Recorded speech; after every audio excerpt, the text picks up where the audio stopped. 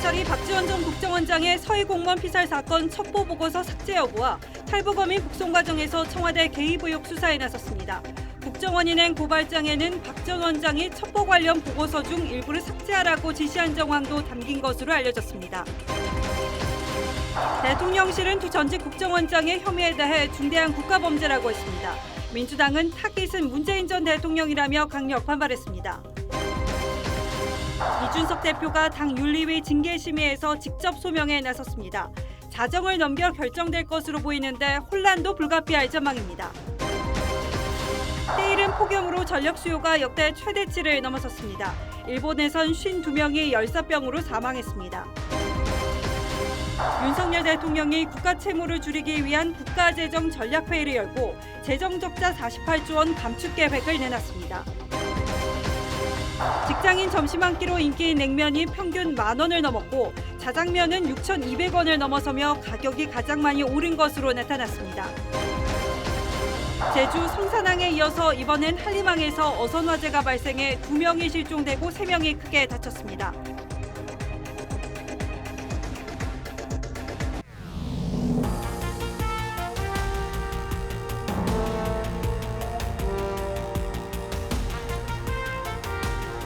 시청자 여러분 안녕하십니까? 뉴스9의 신동욱입니다. 국정원이 전직 국정원장 2명을 동시에 고발한 파장이 크게 일고 있습니다. 두 사건 모두 대북 문제와 관련한 전 정권의 잘못을 겨냥한 것이어서 바로잡는다는 의미에 더해 두 정권 사이에 노골적인 신경전 양상도 벌어지고 있습니다. 특히 해수부 공무원 관련한 기밀 문서를 삭제했다는 의혹을 받고 있는 박지원 전 원장은 오늘 여러 언론에 나와 터무니없는 모함이라고 정면 반박했습니다만 저희 취재에 따르면 적어도 2차례 삭제 지시를 했다는 내용이 고발장에 적시된 것으로 알려졌습니다. 결국 수사의 종착지가 문재인 정부 청와대로 향할 수밖에 없는 물러설 수 없는 싸움이 시작됐습니다. 오늘은 주원진 기자가 먼저 보도하겠습니다. 국정원은 2020년 9월 이대준 씨가 총격으로 숨지기 전에 북한군에게 구조를 요청했다는 취지의 첩보를 다른 정보기관으로부터 확보한 것으로 전해졌습니다. 국정원은 자체 정보망을 통해 알아낸 정보 등을 종합해 보고서를 만들었는데 여기에는 이 씨의 조난 또는 표류 가능성과 월북 가능성이 함께 담긴 것으로 알려졌습니다. 국정원은 검찰이 낸 30장 안팎의 고발장에서 박 전 원장이 표류 첩보가 담긴 보고서 일부 내용을 적어도 2차례 이상 삭제하라고 지시했다고 적은 것으로 알려졌습니다. 박 전 원장은 사실무근이라고 부인했습니다. 제 것만 삭제하면 남이 가지고 있는데 그런 바보짓을 하겠어요? 국정원이 서훈 전 원장에 대해 낸 고발장에는 2019년 탈북어민 강제 북송 사건에 청와대가 개입한 정황이 담긴 것으로 전해졌습니다. 당시 국정원은 지침대로 현장 조사를 준비했는데 이틀 뒤 청와대에서 노영민 전 비서실장 주재 회의가 열린 뒤 갑자기 조사가 취소됐다는 겁니다. 중앙지검은 공공수사부 2개 부서에 사건을 배당했는데 사안의 중요성 등을 감안해 특별수사팀 구성도 검토 중입니다. TV조선 주원진입니다. 국정원이 삭제했다는 의혹을 받고 있는 기밀 문서는 군으로부터 받은 것이었습니다. 박지원 전 원장은 그래서 군에 원자료가 다 있는데 국정원이 삭제하는 게 무슨 의미가 있냐고 반박하는 겁니다. 그런데 국정원뿐 아니라 군에서도 초기 기밀 정보를 내부 정보 유통망에서 삭제한 사실이 드러났습니다. 이어서 황병준 기자가 보도합니다. 해수부 공무원이 서해상에서 북한군에 붙잡혀 목숨을 잃은 건 2020년 9월 22일입니다. 그런데 당시 군이 수집한 기밀 정보 일부가 내부 정보 유통망인 이른바 밈스에서 삭제된 것으로 확인됐습니다. 삭제된 자료는 공무원 이 씨가 숨진 직후인 23일과 24일 정보 20여 건으로 1, 2급 기밀도 포함된 것으로 전해졌습니다. 당시 23일 새벽 1시엔 청와대에서 첫 NSC가 열렸고 비슷한 시각 유엔 총회에선 평화를 언급하는 문 전 대통령의 녹화 연설이 방영됐습니다. 종전선언을 통해 화해와 번영의 시대로 전진할 수 있도록 유엔과 국제사회에도 힘을 모아주길 바랍니다. 군은 필요한 조치를 한 것이라고 주장했습니다. 민감한 정보가 직접적인 업무와 관계없는 부대까지 전파되지 않도록 필요한 조치를 한 것으로. 또 정보의 원본이 삭제된 건 아니라고 했습니다. 국방부를 찾아 면담한 민주당 TF 의원들은 오히려 삭제 사실이 외부로 알려진 걸 문제 삼았습니다. 문서가 삭제됐다, 아니다, 배부선이 조정됐다 이런 것 자체가 외부에 나가는 것 자체가 광범위한 보안 사고로 볼 수가 있습니다. 합참은 밈스 정보 삭제가 일반적인 건지 또 규정과 절차에 따라 삭제가 이루어졌는지에 대해선 감사원 감사가 진행 중이라는 이유로 답을 하지 않았습니다. TV조선 홍병준입니다. 대통령실은 이번 사건을 중대한 국가범죄로 규정했습니다. 앞으로 검찰 수사를 예의주시하겠다고도 했습니다. 야당은 결국 문재인 전 대통령을 겨냥한 것 아니냐고 반발하고 있습니다. 이태희 기자가 보도합니다. 대통령실은 두 전직 국정원장이 고발된 사건을 중대한 국가범죄라는 점에서 주목한다며 향후 검찰 수사도 예의주시하겠다고 했습니다. 다만 국정원의 고발을 사전에 인지하지는 못했다고 했습니다. 국민의힘은 서훈, 박지원 두 원장이 국가와 국민이 아닌 정권을 위해서만 충성과 헌신을 했다며 철저한 수사를 촉구했습니다. 국정원이 자체 감사를 통해 박지원 전 원장의 자료 삭제 혐의 등을 찾아낸 건 윤석열 대통령의 진상규명 의지가 반영된 것이란 분석도 나옵니다. 국민들이 의문을 가지고 계시고 이런 게 있으면은 정부가 거기에 대해서 소극적인 입장을 보이는 것이. 유족 측은 내일 검찰을 찾아 박지원 전 원장의 구속 수사를 요구하고 서욱 전 국방부 장관과 이영철 전 합참정보본부장도 군 자료 삭제와 관련해 추가로 고발할 예정입니다. 하지만 민주당은 이번 사건을 문재인 정부에 대한 정치 보복으로 규정하고 강력 대응에 나서기로 했습니다. 검찰, 경찰, 국정원까지 완전히 과거로 돌아가고 있는 거죠. 결국은 타겟이 문재인 대통령 아니냐 이렇게 보여지거든요. 그렇습니다. 이런 가운데 감사원은 근거가 부족한 상황에서 월북으로 단정해 발표한 해경의 수사 책임자 4명에 대해 디지털 자료 포렌식에 착수했습니다. TV조선 이태희입니다. 감사원도 지난 정부에서 있었던 문제들을 다시 들여다보고 있습니다. 일단 공공기관 감사를 담당했던 감사관 5명을 직위 해제하고 내부 감찰에 돌입했습니다. 지난해 공공기관 경영평가 감사 때 봐주기 감사를 했다는 의혹을 들여다보는 건데 이 감찰은 월성 원전 감사를 지휘하다 좌천됐던 유병호 사무총장이 주도하고 있다고 합니다. 감찰 결과에 따라서 전 정부와의 또 다른 대치 전선이 만들어질 수도 있습니다. 이채현 기자가 취재했습니다. 감사원이 공공기관 감사국의 A과장을 비롯한 일선 감사관 5명을 내부 감찰 중입니다. 이들은 문재인 정부 시절인 지난해 초부터 현재까지 진행 중인 공공기관 경영평가 감사에서 기재부 잘못을 봐주기 위해 허위 공문서를 만든 혐의를 받고 있습니다. A과장이 지난 1일자로 해임되는 등 5명 전원이 직위 해제됐고 업무 컴퓨터에 대한 압수와 포렌식까지 이루어지는 것으로 알려지면서 감사원 내부도 술렁이고 있습니다. 이번 감찰은 월성 1호기 감사를 원칙대로 진행했다가 감사연구원장에서 좌천된 뒤 지난달 2인자로 복귀한 유병호 사무총장이 주도하고 있습니다.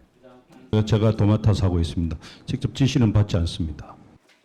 유 사무총장은 당시 기재부에 대한 엄격한 감사를 위해 기간 연장을 요구했지만 받아들여지지 않았고 이 과정에서 A과장 등과 충돌한 것으로 알려졌습니다. 감사원은 문재인 정부 시절 부실 감사 논란을 낳았던 사안들에 대해서도 내부 감찰에 나설 가능성이 있어 파장이 예상됩니다. TV조선 이채연입니다. 국가정보원이 자신들이 모셨던 전직 원장을 그것도 바로 직전 원장을 고발하는 건 대단히 이례적인 일이죠. 그만큼 파문도 클 수밖에 없을 겁니다. 이 파문이 어디까지 미칠지 취재기자에게 직접 물어보겠습니다. 자, 권은영 기자 어서 오십시오. 자, 오늘 박 전 원장하고 통화했다는데 억울하다는 거죠? 네, 맞습니다. 박 전 원장과 저는 7분 정도 통화를 했는데요. 예. 어제 입장문을 통해 밝혔던 것처럼 첩보 삭제를 부인하면서 계속해서 억울함을 호소했습니다. 들어보시죠. 그 첩보는 국정원이 생산처가 아니고 우리는 공유했을 뿐이다. 내가 삭제를 해라라고 하고 지시한 것은 없어요. 국정원은 PC를 쓰면은 메인에 다 기록이 남아요. 자, 그런데 고발 내용을 보면 첩보 자체를 삭제한 것이 아니고 그 첩보를 토대로 작성된 보고서를 삭제했다는 거죠. 이건 분명히 다르지 않습니까?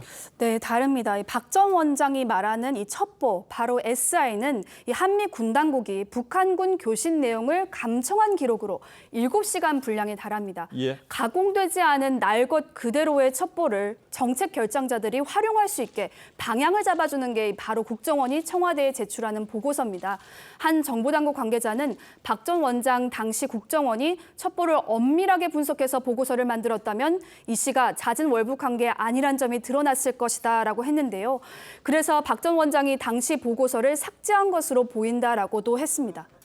자, 그러니까 뭐 저희도 정보를 다루지 않습니까? 정보 자체를 없애버릴 수는 있지만 그 정보를 기반으로 만들어진 기사를 삭제하는 경우는 잘 없다, 이제 이런 건데, 만약에 그 보고서를 삭제했다면 분명히 이유가 있었을 것이다, 좀 이렇게 보는 거죠. 네. 이 부분에 대해서는 박 전 원장 뭐라고 합니까? 네, 우선 국정원 보고서를 삭제한 적도 없고 삭제를 지시한 적도 없다라고 완강하게 부인을 하고 있는 건데요.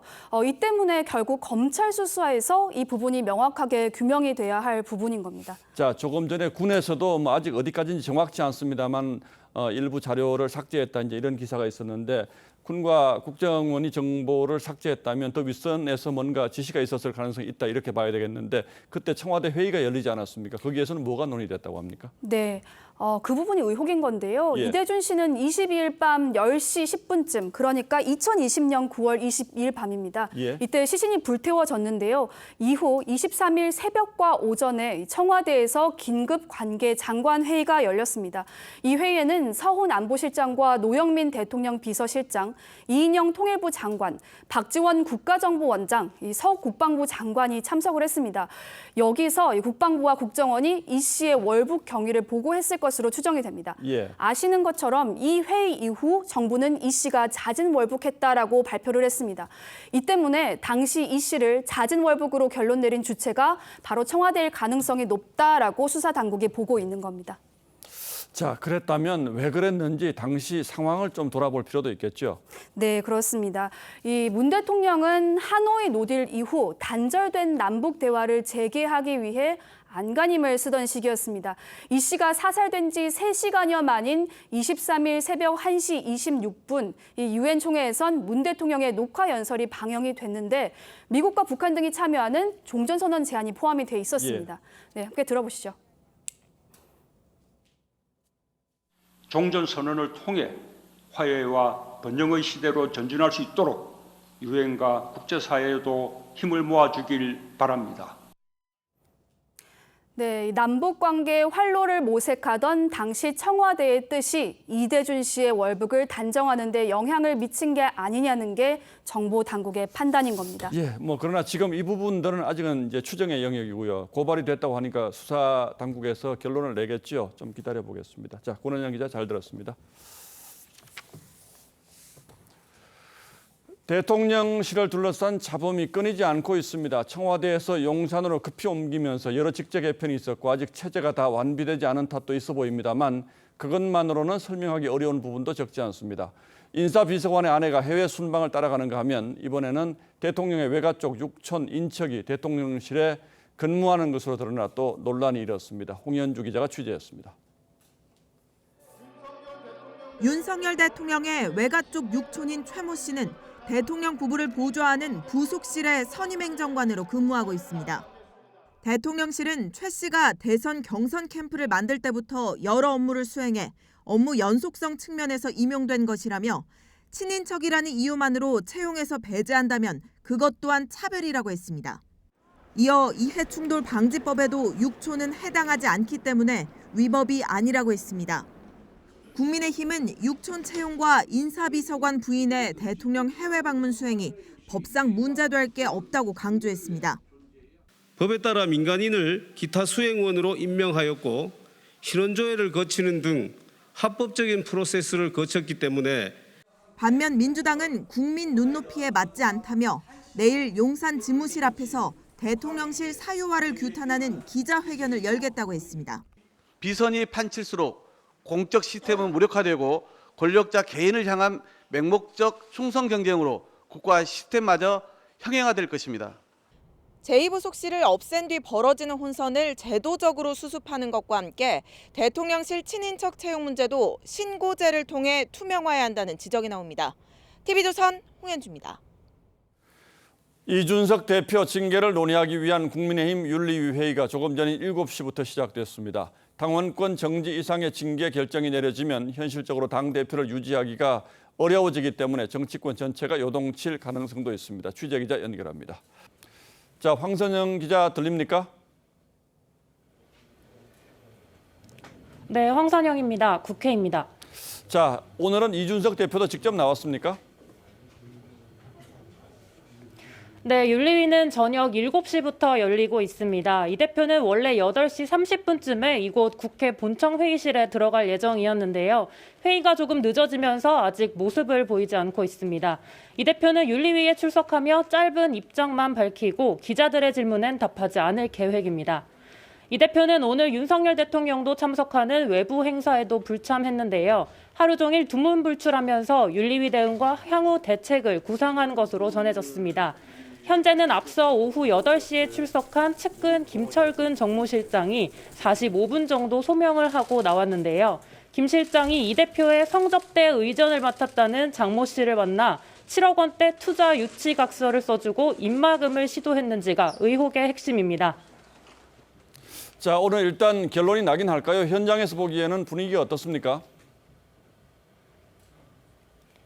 네, 이번 논란이 여당은 물론 윤석열 정부의 국정 운영에도 악재로 작용하고 있는 만큼 오늘 회의에서는 어떤 식으로든 결론이 날 거란 전망이 많습니다. 터무니없는 말들이 난무하고 있습니다. 윤핵관에 의해 기획된 징계이다. 마녀사냥식 징계 있느냐? 매우 부적절한 발언이라고 생각합니다. 윤리위에선 성접대 증거인멸 관련 두 사람의 진술에서 엇갈리는 부분이 있는지를 집중적으로 살펴보고 있는 것으로 전해졌습니다. 김철근 실장은 오늘 오전 SNS를 통해 투자 유치는 이 대표와 무관하다는 기존 입장을 반복했습니다. 이준석 대표도 성접대가 없었으니 증거도 인멸할 이유가 없다고 주장하고 있는데요. 최근 접대 당사자인 김성진 씨는 두 차례 경찰 조사에서 성접대 날짜와 장소, 당시 입출금 내역 등을 제시하며 상당히 구체적인 진술을 하고 있는 상황입니다. 오늘 회의는 이런 소명 절차들을 거쳐서 지난번처럼 자정을 넘겨 결론을 낼 가능성이 높아 보입니다. 국회에서 TV조선 황선영입니다. 결론이 날 가능성이 높은지는 잠시 뒤에 취재기자에게 직접 좀 물어보도록 하겠습니다. 민주당의 전당대회 룰을 둘러싼 개파 싸움은 이재명계의 완성으로 끝났습니다. 이 과정에서 이재명 강성 지지자들의 실력 행사가 있었고 당내 연판장에서도 무시 못할 숫자의 의원들이 동참해 결국 앞으로 민주당이 이재명 의원 중심으로 간다는 분위기를 확인시켰습니다. 장영욱 기자가 취재했습니다. 친명계 반발에 비대위 수정안을 철회했던 우상호 비대위원장이 이른바 개딸로 불리는 이재명 의원 지지자들을 만났습니다. 이들은 파란 꽃을 선물하며 남은 최대 쟁점인 당대표 권한 축소 불가 방침을 전달했고 우 위원장 역시 긍정적으로 화답했습니다. 지금 당대표 권한 축소는 안 한다고 제가 지난번 모두 발언에서 분명히 말씀드렸잖아요. 이재명 의원의 당대표 출마 선언도 초읽기에 들어갔습니다. 친명계로 꼽히는 우원식 의원이 이 의원과 경쟁할 수 없다며 불출마를 선언한 것도 교통정리가 끝난 거란 관측이 나옵니다. 앞서 친명계가 주도한 비대위 비판 연판장엔 전체 소속 의원의 3분의 1이 넘는 63명이 서명하면서 이 의원의 탄탄한 입지를 보여줬습니다. 여기엔 문재인 정부 때 법무장관했던 박범계 의원 등 일부 친문 의원들도 동참했습니다. 결국 친명 패권이 입증됐다. 다음 선거 의시간, 공천 의시간 분들도 상당히 거기에 가담하지 않았을까. 어차피 당대표는 이재명이란 기류는 굳어졌지만 갈등의 뇌관인 공천 문제는 언제든 다시 수면 위로 부상할 가능성이 큽니다. TV조선 장용욱입니다. 예, 7시부터 윤리위 회의가 시작됐는데 아직 결론이 나지 않고 있습니다. 자정 넘어야 날 것 같다고 하죠. 예단하긴 어렵습니다만 우리 기자들이 취재한 게 있다고 하니까 좀 물어보도록 하겠습니다. 자, 이채림 기자. 자, 일단 예단입니다. 일단 아직은 결론이 나지 않았기 때문에 예상입니다. 가장 유력한 징계 수위는 당원권 정지라는 거죠? 네, 일단 윤리위 안팎과 당 내부에서 좀 들려오는 이야기를 취재해보면 그런 것 같습니다. 윤리위가 내릴 수 있는 결론이 4가지인데요. 예. 가장 강한 게 제명이고요. 탈당 권고, 당원권 정지, 그리고 가장 낮은 경고까지 4단계입니다. 이 중징계인 제명의 경우에는 최고위의 의결이 필요하기 때문에 가능성이 높지 않고요. 대신 징계 결정 즉시 효력이 발생하는 당원권 정지가 나오지 않을까, 이게 가장 유력하게 거론되고 있습니다. 자, 당원권을 정지한다면 기간은 얼마 동안 정지하는 겁니까? 네, 당원 당규상 최소는 1달이고요. 예. 가장 길게는 3년까지 가능합니다. 이 대표 임기가 1년 정도 남았기 때문에 정지 기간이 6개월 이하로 나오게 되면 이론적으로는 내년 초에 대표직으로 복귀가 가능해집니다. 예. 그렇게 되면 지도부가 공석인 상황에서 당이 더 혼란스러워질 수도 있겠죠. 이럴 때 정지 기간이 만약에 6개월 이상으로 가게 되면은 이 당대표의 당대표직 복귀는 좀 어려워 보입니다. 예. 자, 이준석 대표 본인은 지금 경찰 수사도 진행 중인데 지금 윤리위 결정하는 건 너무 이러다 이런 주장인 거잖아요. 그렇습니다. 그런데 윤리위의 판단은 좀 달라 보입니다. 이양희 윤리위원장은 오늘 이 수사기관에 준하는 판단을 요구하는 건 당원 당규를 제대로 이해하지 못한 데서 비롯된 주장이라면서 이 대표의 말을 일축했습니다. 오늘 윤리위 회의장에 들어가면서 이 비슷한 발언을 또 했는데요. 먼저 들어보시죠. 수사기관의 결정에 따라 당원들의 마땅히 준수해야 할 윤리 강령과 규칙을 판단한다면 윤리위원회의 존재 가치를 부정하는 것입니다. 자, 수사기관이 수사 중이라도 윤리위 판단에는 아무런 문제도 없다, 이제 이런 취지 같은데, 네. 자, 어쨌든 당원권 정지라는 게 나오면 이 대표에게는 정치적 타격이 상당할 테고 또 반발도 심하겠죠. 그렇습니다. 이준석 대표의 경우에는 이 윤핵관 세력들이 기획된 거다, 이런 탄압이다, 이렇게 주장을 이어가면서 여론전을 펼칠 것으로 보입니다. 예. 연일 언론에 등장해서 윤석열 대통령이나 측근들을 비판하는 발언을 쏟아내면 이 여당이 상당히 혼란스러운 상황이 될 것이 불가피해 보입니다. 자, 그리고 법원에 가처분 신청 낼 수 있다 이런 얘기도 있던데 이건 가능한 겁니까? 그렇습니다. 일단 윤리위에 재심 청구를 할 수는 있습니다. 그런데 이제 같은 위원들이 또다시 판결을 하는 거다 보니까 예. 다른 이 판결이 나긴 쉽지 않아 보이고요. 예. 가처분 신청을 하게 될 경우에는 통상 법원이 좀 가처분 신청의 경우에는 폭넓게 받아들이기는 합니다. 예. 그런데 이번 결정은 법률적 행위가 아니라요, 정당 내부의 정치적 행위여서 이게 인용되지 않을 가능성도 있다고 합니다. 자, 이런 여러 가지 정치적 부담이 있기 때문에 자진 사퇴할 가능성도 거론되던데 이건 어떻습니까? 그런데 일단 이 대표 측이 아직까지는 자진 사퇴는 절대 없다는 입장입니다. 예. 이 대표가 각종 언론을 통해서 당내 의원들을 공격하거나 혼란을 가중시킬 경우에 스스로 거취를 종리하라는 요구가 당 내에서 커질 수밖에 없을 텐데요. 예. 이미 지난 월요일에 있었던 중진의원 회의에서도 경찰 수사 결과가 나올 때까지 당 대표직에서 물러나 있어야 하는 거 아니냐, 이런 이야기들도 나왔다고 합니다. 여론도의 이 대표에게 우호적인 상황만은 아닌데요. 지난 4일에서 5일 이틀간 실시된 여론조사에서 이 대표가 스스로 물러나야 한다, 이런 답변이 33.8%로 가장 많았고 예. 이보다 앞선 이번 주 조사에서도 자진 사퇴해야 한다는 응답이 49.6%로 오차범위 밖에서 앞섰습니다. 경찰이 참고인 조사를 마친 뒤에는 이 대표를 불러서 조사할 가능성도 있어서 결과에 따라서 이 대표의 앞으로의 정치적인 생명이 위태로워질 수도 있을 것 같습니다. 자, 이제 좀 결론이 나겠습니다만 오늘 이 윤리위 결론이 나고 나서 또 경찰 수사 결론까지 나야 되니까 상당히 여러 가지 복잡한 변수들이 앞으로도 좀 더 있을 것 같네요. 자, 좀 더 지켜보죠. 예, 이채림 기자 잘 들었습니다.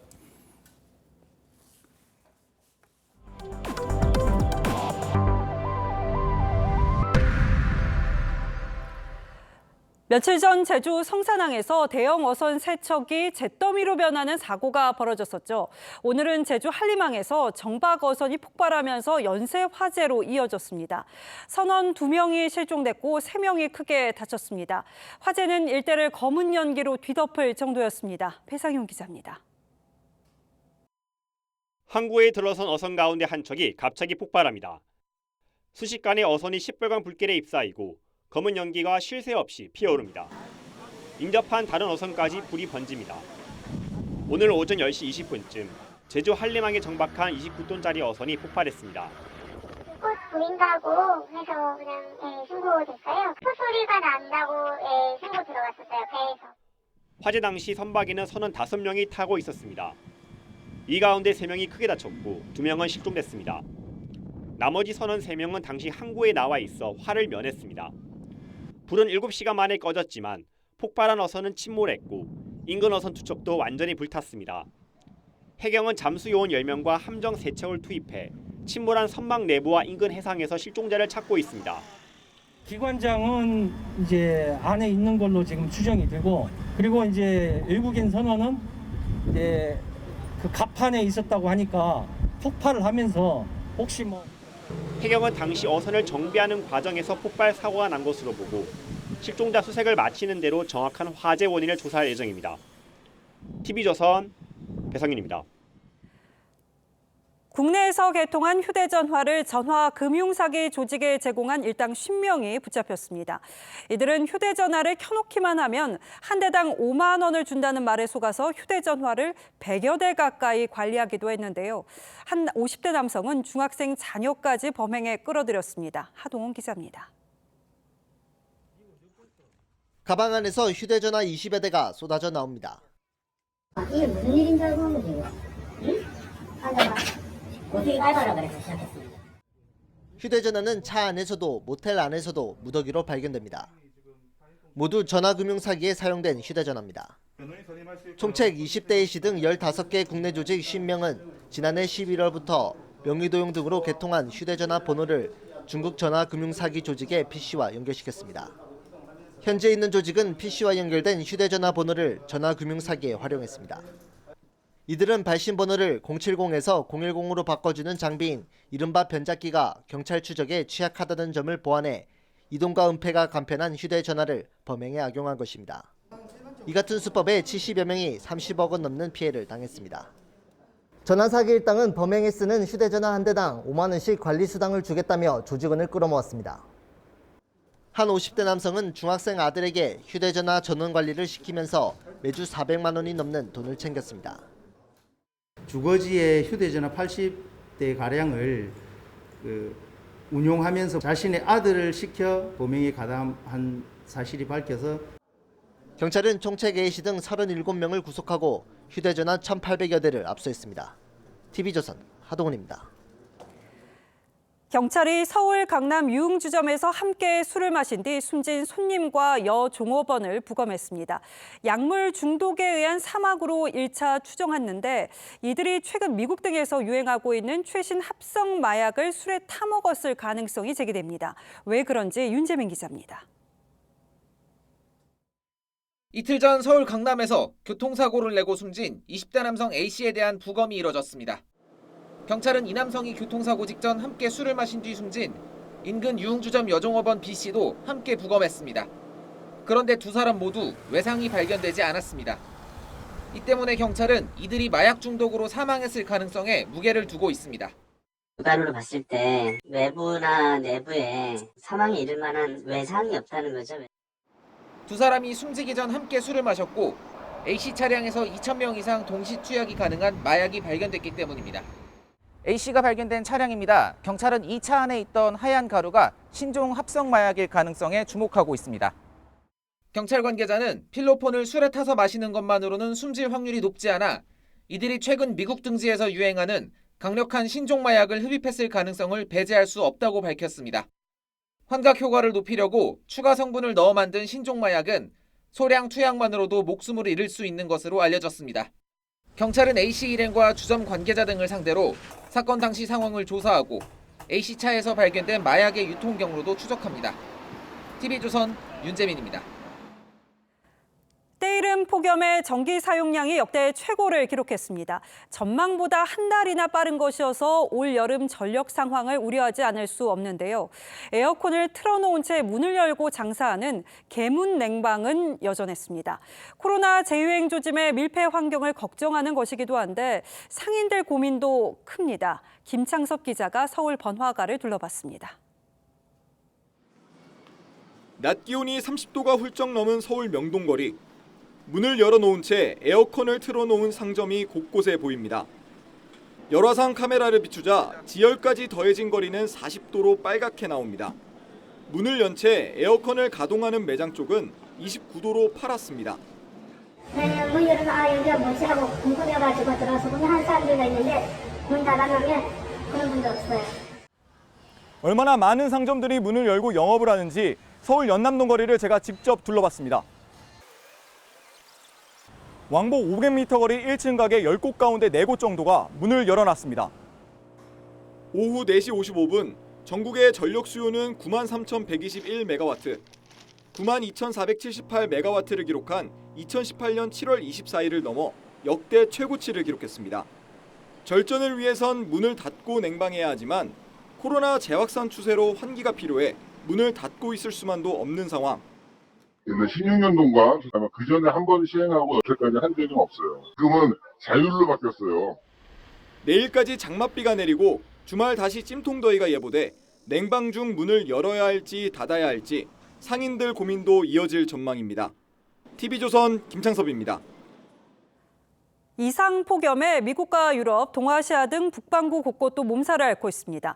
일본은 도쿄에서만 열사병으로 52명이 숨졌고 미국 유명 락 가수는 공연 도중 더위로 실신했습니다. 최우정 기자입니다. 기타 연주를 하던 카를로스 산타나가 공연 도중 무대에서 쓰러집니다. 열사병과 탈수가 원인이었습니다. He slumped down and then they were all running after him and I think he just fainted. 일본 도쿄에선 최근 일주일 동안 52명이 열사병 증상을 보이다 숨졌습니다. 도쿄 도심의 최고 기온은 연일 35도를 웃돌고 있습니다. 지난달엔 15,000명 이상이 열사병으로 쓰러져 구급차를 타고 병원에 실려갔습니다. やっぱり水分補給、ペットボトルの水だったりお茶を持ち歩いて、喉が渇いたって思う前に飲むようにして熱中症にならないようにしています。 5월부터 폭염이 찾아온 남부 유럽에선 알프스 돌로미티 산맥의 빙하가 더위에 무너지면서 7명이 목숨을 잃기도 했습니다. 가뭄까지 겹쳐 이탈리아는 북부 지역에 비상사태를 선포했습니다. 일부 도시는 손님의 머리를 2번 이상 감기는 미용실에 과태료까지 물립니다. Questa risaia è da ormai 2 settimane che non viene più irrigata e abbiamo già il 90% di piante.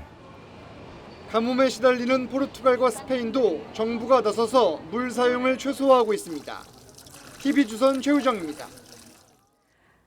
이 고물가의 직장인들이 점심시간 구내식당을 이용하고 편의점을 찾는다는 소식 전해드렸었는데요. 오늘 공개된 외식 물가를 보니까 냉면 한 그릇이 평균 10,000원을 넘겼고 자장면은 6,000원을 넘겨서 가장 많이 올랐습니다. 그냥 김밥 한 줄로 점심 때우는 게 제일 싸겠다 싶으시죠? 김밥도 평균 3,000원이었습니다. 이유경 기자입니다. 서울 을지로의 한 식당입니다. 지난달 중순 설렁탕과 냉면 등 모든 메뉴 가격을 1,000원에서 2,000원 정도 올렸습니다. 공과금부터 시작해서 임차료 그리고 인건비 모든 게 다 상승해버리니까 저희로서는 어쩔 수 없이 올리게 됐습니다. 가뭄과 국제 곡물값 상승 등의 영향으로 식재료 값이 크게 뛰면서 서울 기준으로 냉면과 자장면, 삼겹살 등 직장인들이 자주 찾는 대표 외식 품목 8개의 평균 가격이 모두 인상됐습니다. 자장면이 올해 1월 5,769원에서 6,262원으로 6개월 만에 8.5% 올랐고 냉면은 4.7%, 김밥도 6.3% 비싸졌습니다. 이제는 10,000원이 넘는 집들도 상당히 많아진 것 같고 거기에 커피까지 합치면은 15,000원 가까이도 나오는 물가여가지고 좀 연봉이 이제 오르는 거에 비해서는 물가 상승률이 좀 빠른 편이 아닌가 이런. 런치플레이션이라는 신조어까지 생겨나면서 점심값을 아끼러 편의점과 구내식당을 찾는 직장인도 늘고 있습니다. 그냥 편의점에서 간단히 김밥이랑 컵라면이랑 해서 먹었는데요. 요즘 좀 물가가 많이 올라가지고 치솟는 밥값에 직장인들의 점심시간도 고달파지고 있습니다. TV조선 이유경입니다. 경남 거제 대우조선해양조선소에서는 지금 한 달 넘게 파업이 이어지고 있습니다.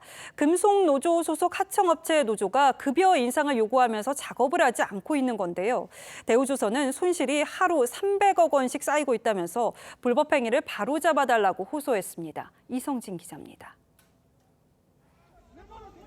거제의 한 조선소입니다. 노조원들이 건조 중인 원유 운반선 앞을 차지했습니다. 비노조원과 몸싸움을 하고 소화기까지 뿌리며 작업을 방해합니다. 금속노조 거제, 통영, 고성, 하청 지회는 지난달 2일부터 대우조선해양 선박 건조장에서 급여 30% 인상과 노조 전임자 등을 요구하며 파업을 시작했습니다. 지난달 22일부터는 30만 톤급 원유 운반선도 점거했습니다. 대우조선해양에서 파업 때문에 선박을 진수하지 못한 것은 회사가 설립된 1973년 이후 처음입니다. 작업 중단으로 급여가 줄어든 비노조원들은 회사를 떠날 생각까지 합니다. 한 푼이라도 더 주는 데가 있다고 한다면 또 어느 누구도 떠나지 않을 거라는 생각을. 대우조선해양은 오늘 기자회견을 열고 하루 손실 규모가 300억 원이 넘는다며 파업 중단을 호소했습니다. 6월 말까지 2,800여 원이 넘는 셈입니다. 여기에 LD, 인도 지체보상금까지 감안하면 공정지원 영향 금액은 더 커질 것으로. 경찰은 지난 1일 노조 지회장 등 3명에 대해 체포영장을 신청했지만 검찰은 보강 수사를 지시한 상태입니다. 취재진이 하청업체 노조 측의 입장을 확인하려 했지만 연락이 닿지 않았습니다. TV조선 이성진입니다. 공사 중단 사태를 맞은 둔촌주공 재건축 소식입니다. 이 조합과 시공단이 서울시 중재로 공사비 증액 등 8개 쟁점 사항에 합의했습니다. 하지만 상가 분쟁 관련 조항이 합의에 이르지 못하면서 공사 재개 여부는 여전히 불투명합니다. 고서정 기자가 보도합니다. 3개월 넘게 공사가 중단된 둔촌주공 재건축 현장입니다. 지난 5월 말부터 조합과 시공단 의견을 조율한 서울시는 양측이 9개 쟁점 사항 가운데 8개 조항에 대해 합의했다고 밝혔습니다. 주요 쟁점이었던 공사비 증액, 마감재, 설계 변경 등을 포함한 8개 조항에 대하여 합의에 이르렀습니다. 핵심 쟁점 대부분이 합의됐지만 공사 재개 시점은 여전히 불투명합니다. 아직 단지 내 상가 분쟁 관련해 양측 입장이 팽팽하기 때문입니다. 조합 측은 지난해 말 상가 설계 변경을 이유로 상가 재건축을 맡고 있던 기존 업체와 계약을 해지한 상황. 업체 측은 이에 맞서 주상 복합 형태로 지어질 건물에 지난 5월 말부터 유치권을 행사하고 있습니다. 시공사업단은 이 유치권 문제가 해결되지 않으면 공사 재개가 어렵다는 입장입니다. 반면 조합 측은 상가 분쟁과 관계없이 공사가 재개되어야 한다고 주장하고 있습니다. 서울시는 끝까지 중재에 나선다는 입장입니다. 시공사업단의 요구와 조합의 입장을 조율하여 최종 합의를 도출할 수 있도록 최선을 다하고 있으며, 하지만 양측 합의가 늦어질 경우 조합원 의견을 수렴해 서울주택도시공사를 사업 대행자로 지정하는 방안도 검토할 것이라고 밝혔습니다.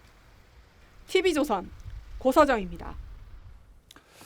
다음 뉴스입니다. 전 세계를 휩쓸고 있는 인플레이션 우려에 이어서 경기 침체 분위기까지 뚜렷해지고 있습니다. 물가는 오르고 경기는 나빠지는 최악의 상황이 다가오고 있다는 뜻이죠. 미국은 물가를 잡기 위해서 경기 둔화도 감수하겠다고 밝혔고 IMF는 내년이 더 고통스러울 것이라는 전망을 냈습니다. 보도에 이정현 기자입니다. 미 연준은 지난달에 이어 이번 달에도 기준금리를 0.75%포인트 올리는 자이언트 스텝에 나설 것을 예고했습니다. From the perspective of today, either a 50 basis point or a 75 basis point increase seems most likely at our next meeting. 오늘 공개된 회의록에서 참석자들은 금리 인상이 경제 성장 속도를 낮출 수 있지만 경기 둔화를 각오하더라도 물가 잡기가 중요하다고 언급했습니다. 인플레이션이란 단어가 90번이나 언급됐을 정도입니다. 시장이 이를 일단 불확실성 해소로 받아들이면서 미국 증시가 소폭 상승한 데 이어 코스피도 2,300선을 회복했습니다. 그러나 침체 공포는 더 빠르게 확산되고 있습니다. 국제통화기금 IMF 총재는 내년에 전 세계적인 경기 침체가 닥칠 가능성이 있다고 경고하면서 경제 성장률 전망치 하향을 시사했습니다. 일부에선 연준이 갈팡질팡할 수 있다는 관측도 내놓고 있습니다. 경기 침체가 확실시되고 그 골이 깊어질 것으로 보이기 때문에 금리를 급하게 올리는 여건이 안 될 것으로 저는 생각합니다. 전 세계가 인플레로 씨름하고 있는 가운데 경기 침체 공포까지 커지면서 대외 의존성이 높은 우리나라의 부담은 갈수록 커지고 있습니다. TV조선 이정현입니다. 이렇게 불황의 공포가 닥쳐오면서 문재인 정부가 크게 늘려놓은 나라 빚도 부메랑으로 돌아오고 있습니다. 당장 외환 보유고가 크게 줄었고 금리가 올라가면서 정부가 감당해야 할 이자 부담도 만만치 않습니다. 정부가 일단 재정 적자를 줄이기 위해서 허리띠를 졸라매기로 했습니다. 김주영 기자가 그 자세한 내용을 취재했습니다. 새 정부 들어 처음 열린 국가재정전략회의. 윤석열 대통령은 국가 채무가 올해 말이면 1,000조 원을 넘어선다며 혹독한 재정 다이어트를 주문했습니다. 예산만 투입하면 저절로 경제가 성장하고 민생이 나아질 거라는 그런 재정 만능주의라는 환상에서 이제 벗어나야 합니다. 정부는 먼저 현재 GDP 대비 마이너스 5%대인 재정 적자를 내년부터 코로나 이전 수준인 마이너스 3% 이내로 관리하기로 했습니다. 올해 GDP 추정치를 기준으로 48조 원의 적자를 줄이겠다는 겁니다. 지난 5년간 나라 빚이 크게 늘면서 증가 속도가 너무 빠르다는 지적을 받아왔는데 정부는 재정 적자를 줄여 2027년까지 국가 채무 비율을 50% 중반대로 유지한다는 계획입니다. 지금까지 확장 재정에서 건전 재정 기조로 전환한다고 하는 것이 정확한 표현이고요.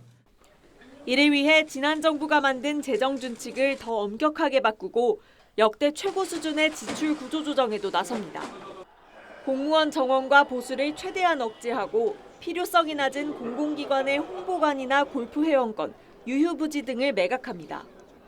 초중고에만 쓸 수 있는 교육교부금을 대학과 평생교육에 쓸 수 있도록 하고 질 낮은 일자리만 양산한다는 비판을 받아온 재정 일자리 사업도 최소화할 방침입니다. TV조선 김주영입니다. 전방위 사태 압박을 받아온 보리스 존슨 영국 총리가 결국 물러났습니다.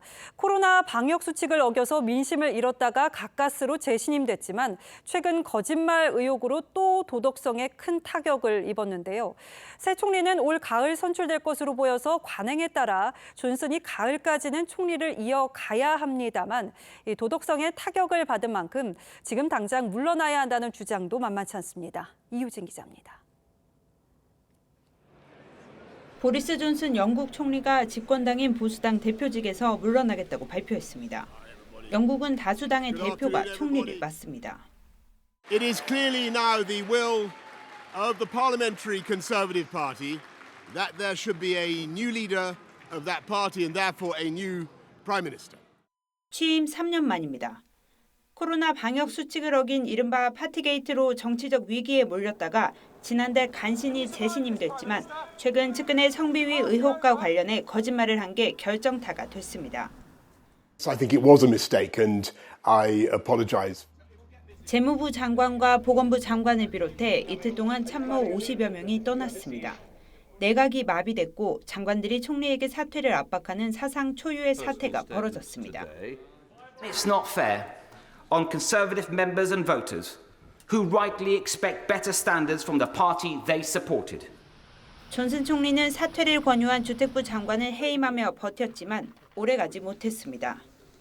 보수당은 올여름 지도부 경선을 거쳐 가을쯤 새 총리를 정할 것으로 보입니다. BBC는 가을에 새 총리가 취임할 때까지는 존슨이 총리직을 유지할 것이라고 보도했습니다. TV조선 이유진입니다. 지금 미국 하와이에서는 세계 최대 해상 훈련인 림팩이 한창입니다. 각국 해군의 첨단 무기가 등장해서 이 최신 무기 전시회를 방불케 할 정도인데요. 특히 미국 항모 전단에는 AI 기술을 도입한 무인기와 무인 수상함이 배치됐습니다. 윤동민 기자가 영화 탑건에 등장한 항모 전단에 직접 올라서 미래 전력을 살펴봤습니다. The end is inevitable, Maverick. Maybe so, sir. But not today. 최근 개봉한 영화 탑건 매버릭에서 주인공 톰 크루즈는 무인기가 대세가 되는 추세에 저항하는 전투기 조종사로 나옵니다. 영화에서처럼 실제 미 해군은 항공모함과 호위 전단에 무인기를 대거 배치 중입니다. 강습 상륙함 SX함에는 유도탄을 장착하고 5시간 넘게 정찰 활동을 할 수 있는 무인 헬기 MQ-8이 탑재돼 있습니다. It will certainly play a bigger part. And I think not just our Navy, but all navies of the future. 미 해군은 2026년까지 공중급유 무인기 스팅레이를 모든 항공모함에 배치할 계획입니다. 이 항공모함 링컨함에는 현존하는 최강의 스텔스 전투기 F-35가 탑재돼 있습니다. 하지만 미군은 미래에 유인 전투기 숫자를 줄이고 이 F-18의 공중급유 기능을 추가해 드론의 모선으로 활용하는 방안을 구상하고 있습니다. 이지스함 피츠제럴드의 무인 수상함 내척도 국내 언론에 처음 공개됐습니다. For less cost, requires less people, and you achieve the same result. 하와이 훈련 현장에서 TV조선 윤동빈입니다. 전설의 록밴드 송골매의 두 주축인 배철수, 구창모 씨가 40년 만에 함께 무대에 오릅니다. 90년대를 대표했던 가수들도 타임캡슐을 타고 돌아온다고 하는데요. 이루라 기자와 함께 시간여행 떠나보시죠. 어색하게 포옹하는 송골매의 두 원년 멤버. 송골매 4집 발매 즈음 구창모 씨가 탈퇴한 이후 거의 40년 만에 재결성입니다. 저는 구창모 씨가 노래 안 하고 있는 게 굉장히 아깝다고 생각을 했어요. 예. 오는 9월부터 전국 투어에 나서는 송골매. 그대를 처음 본 순간 70에 가까운 나이에 걱정이 앞섰지만 첫 연습 때 감이 왔습니다. 막 심장이 둥둥둥 뛸 정도로 굉장히 느낌이 확 그러니까 생각했던 것 이상으로 저한테 와닿더라고요. 장발과 청바지의 패기로 휩쓸었던 80년대 그 무대로 다시 돌아갈 예정입니다. 그래서 편곡은 100% 오리지널 그대로 할 겁니다. 완전 시간 여행이네요. 물론 노래는 100% 그대로 될지는 모르겠습니다만. 시간 여행에 합류하는 이들은 또 있습니다. 어민호와 이정선이 주축이 돼 1980년대 후반 결성된 한국 대표 블루스 밴드 신촌 블루스도 이달 공연을 예고했고. 안녕하세요. 룰라의 이상민입니다. 자, 저희가 무려 2년 반 3년 사이에 그룹 룰라, 코요테, 김원중 등 90년대 내로라 하는 댄스 가수들도 무대에 오릅니다. 타임캡슐을 타고 돌아온 이들이 다시 한번 가요계의 복고 열풍을 일으킬지 주목됩니다. TV조선 이루라입니다.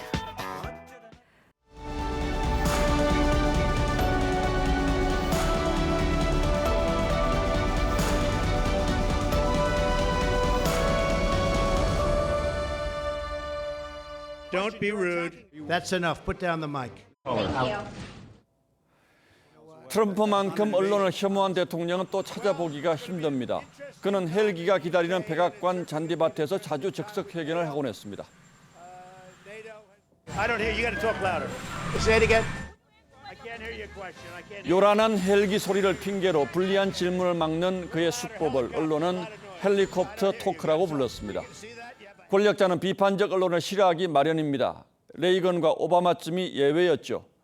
하지만 위대한 소통자로 언론의 칭송을 받았던 레이건도 마이크가 꺼진 줄 알고 기자들을 욕해서 속내가 들통난 적이 있습니다. 대통령들은 중요한 연설이나 TV 출연을 앞두고 며칠씩 전문가들과 치밀하게 콘티를 짜고 리허설을 합니다. 그런 미디어 트레이닝을 카터는 거추장스러워했습니다. 참모들이 카터에게 규제 철폐를 선언하는 연설을 건네면서 책상 위의 서류들을 쓰레기통에 던져 넣으라고 했습니다. 상징적으로 말이죠. 그런데 카터는 이 백지 뭉치들은 소품이라고 말해버렸습니다. 그만큼 순박한 사람이었습니다. 그런데 언론과 국민은 오히려 그런 그를 싫어했습니다. 윤석열 대통령이 지방 일정을 소화하면서 약식 회견, 도어 스태핑을 연이틀 건너뛰었습니다. 인사에 관한 직설적인 언급이 설화에 가까운 논란을 일으킨 직후여서 자연스럽게 도어 스태핑을 제고하는 기회로 떠올랐습니다. 여권과 대통령실에서도 걱정하는 기류가 적지 않다고 하죠. 하지만 누가 뭐래도 윤 대통령의 도어 스태핑은 변화하는 권력의 상징이었습니다. 질문을 사전 조율하거나 제한하지 않는 진행이 언론은 물론 많은 국민의 마음을 끌어당겼습니다. 하지만 준비되지 않은 즉석 단문 단답에서 감정이 글러지지 않은 발언이 이어지면서 지지율을 깎아먹는 요인으로 지목되기에 이르렀습니다.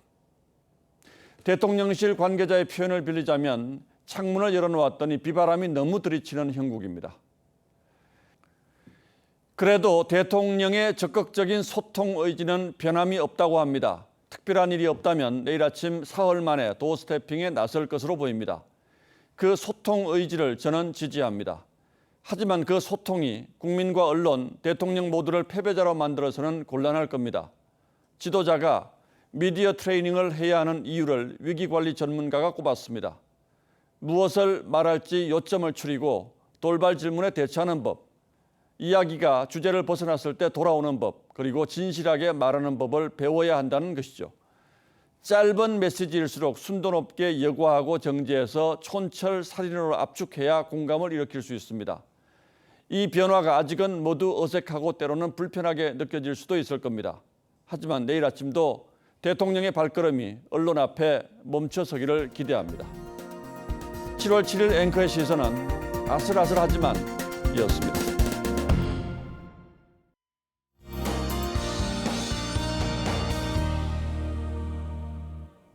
내일 오후까지 비가 오다 그치다 하겠습니다. 강수량은 지역마다 차이가 크겠는데요. 적게는 10에서 많게는 80mm가 넘는 곳도 있겠습니다. 이번 비는 장마 전선으로 인한 비지만요. 소나기처럼 짧고 강하게 쏟아질 수 있겠습니다. 수도권 지역은 자정까지, 강원과 충청 지역은 내일 새벽까지, 남부 지역은 내일 새벽부터 오후까지 비가 집중되겠습니다. 비가 내리는 동안에는 기온이 일시적으로 떨어질 수 있겠지만요. 그친 뒤에는 다시 크게 치솟겠습니다. 내일 남부 지역은 대구가 33도, 전주와 광주 32도까지 오르겠고요. 중부 지역은 서울이 29도, 청주가 33도를 보이겠습니다. 여기에 습도까지 높아서 매우 후덥지근하겠습니다. 주말에는 비가 소강 상태에 들겠습니다. 대신 더위가 더 심해지면서 폭염특보가 확대될 수 있겠습니다. 날씨였습니다.